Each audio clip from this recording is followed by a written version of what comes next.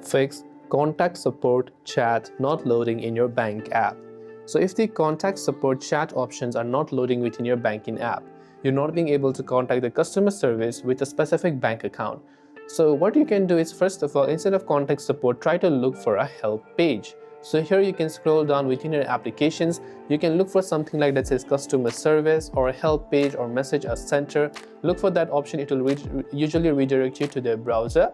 And when you're there on the browser, you can see various options like other ways to connect with us. You can make an appointment or give us a call. So when you tap the call us button, you'll directly have their phone number with you. So you can contact them immediately and you'll be given their phone number, which you can contact for free.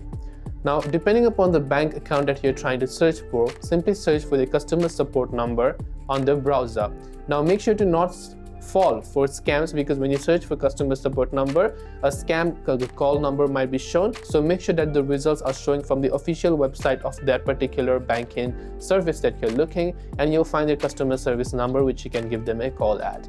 But make sure it is the result from their own website as well. So I hope this video helped you. Thanks for watching, and do subscribe for more tips and tutorials such as these.